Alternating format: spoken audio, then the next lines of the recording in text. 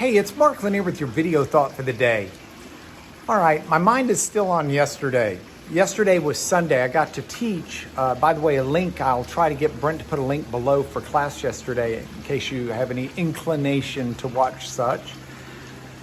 But after class, we went to lunch, and it was a family lunch, and I had a chance to hear about what was going on with Mom and others. And there are some people dear to our family who are really going through a rough time right now. And some of the people who are going through a rough time are solid in their faith and have walked with God in a personal relationship, if that makes any sense to you, for a long time. And some of our friends who are going through some really tough times really don't have much of a relationship from God in the past to draw on. And it's interesting to me the way it plugged into what I taught yesterday. I taught from the book of Philippians, chapter 1, verses 19 and 20. And in those, Paul makes it abundantly clear, especially reading the Greek, that when faced with difficulties, and Paul was not only imprisoned, but he was faced with ultimately a trial that would either mean he was given his freedom, or it would mean that his life was forfeit and his life would be taken from him. Being imprisoned at the time in Rome, really tough situation. Likely chained to some Praetorian guards for a good bit of the time, if not all the time, and probably in a slum tenement up on the third floor or something, because there weren't really public prisons beyond holes in the ground.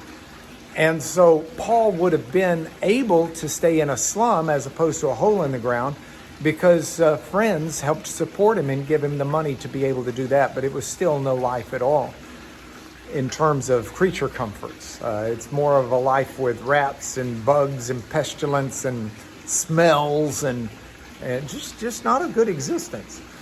And so Paul, in the midst of this misery, wrote something that was really clear. He said he knows in the future he's going to rejoice because he has seen how God has worked in the past through prayers and through his own glory, through his Son. And so Paul knew that Paul would not be made an idiot by trusting in God, but rather God would be magnified by Paul's trust in God, and that God would show up and Paul would at the end have rejoicing. Even if his life is forfeit, Christ is still going to be glorified. And what I thought about over lunch when we were talking about different friends in different situations is how sad it is for people who don't have a past with God that can infuse their present with understanding that will assure their future. Here's what I mean. Let me see if I can explain it. Paul had a past with God where he'd spent time in God's Word, he'd spent time in prayer, and he had seen God answer prayer, and he had seen God show up and God be God.